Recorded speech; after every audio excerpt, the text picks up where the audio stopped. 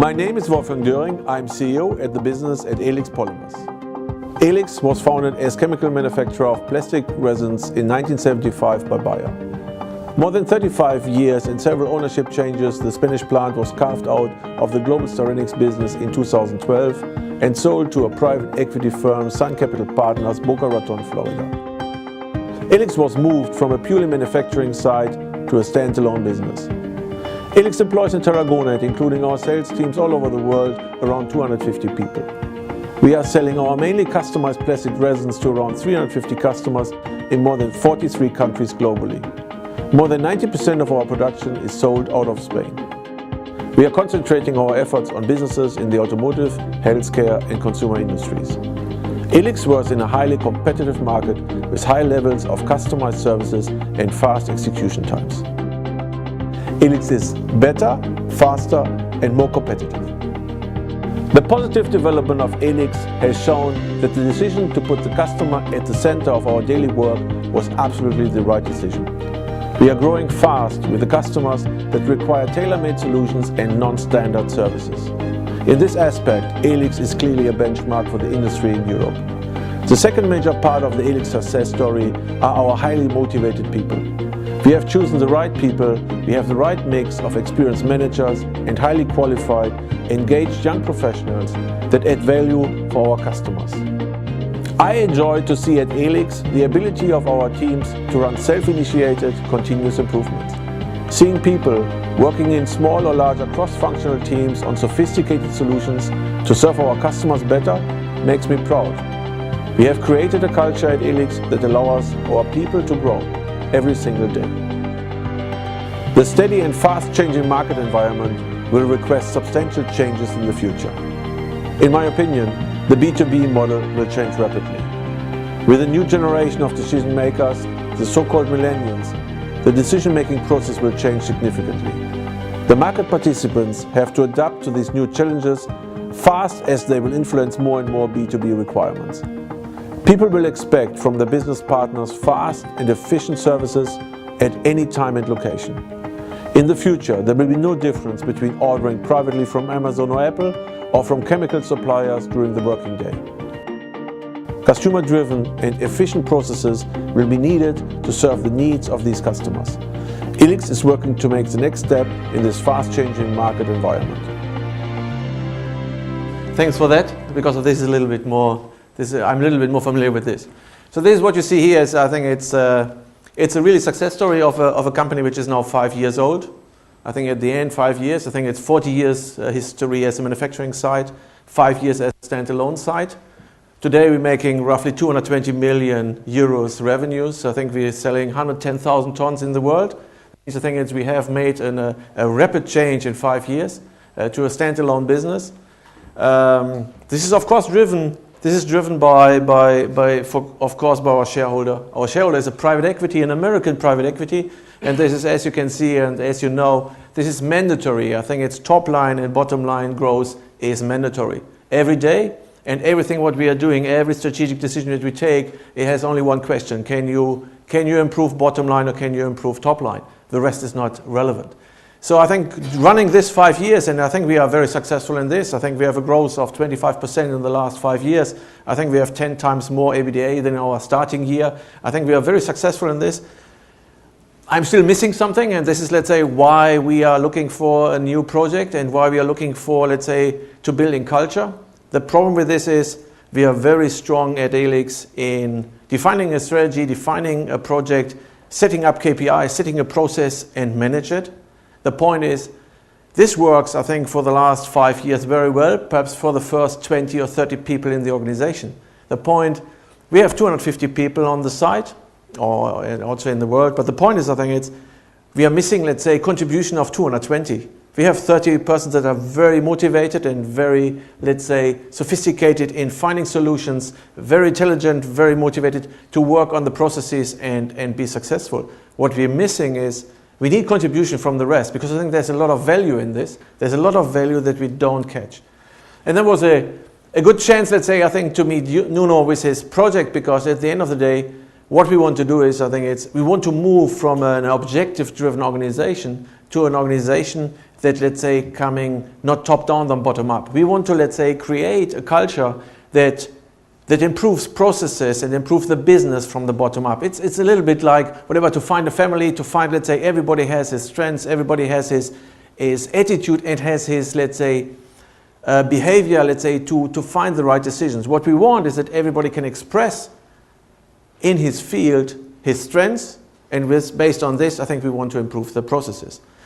This is a difficult way, to be honest. I think we have changed 6 times our name. We have 5 times changed our owner.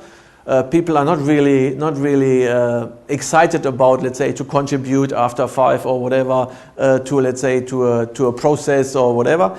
So we need, let's say, something else. And this is, let's say, where we have, let's say, try to deploy, and we are in the process at the moment to deploy, let's say, with DPM together, let's say, management by missions. So what we made is we made the workshops. I think we had the missions. I think we are good in strategy. I think we're good in KPIs. I think because this is our, let's say, this is our home turf. What we are missing is the contribution in culture. So what we have to do is, I think we have to go more on the emotional side. We need, let's say, these extra commitment of people. I don't want to have people from 8 to 5. What I need is, I think I need from the shop floor also, let's say, contribute in their very small piece that they can contribute, that they are motivated to give, let's say, an important step forward to the process. And I think this is what we try. We at the moment in the process, we have the mission, we have balanced scorecards. I think this is, let's say, the standard that we have. We have balanced scorecards with KPIs. We brought this down, let's say, through operations, through all our departments. But now we come to a level where we are struggling, because at the end we are now, let's say, now we come to shop floor. And shop floor is not a little bit, let's say, we have to convince them. We have to engage them. We find now, we have now an internal communication plan developed with Nuno, which works now for the next 6 months, if I'm right. The next 6 months, what we want to do is, I think we try to find, let's say, emotional commitment. We try, let's say, to engage people that they feel part of the game, part of the total. Which is, let's say, which give us, hopefully, at the end of the day, the right, let's say, contribution from the people. For me, this is important because I think it's only top-down decisions. It's very, very difficult, let's say, to come to an end. I think there's a natural end of, let's say, of improvements. At the end of the day, what you need is, let's say, the extra commitment from all the people. And I think we have a lot of high sophisticated and high educated people there. And I think we want to contribute also, that they contribute to our mission.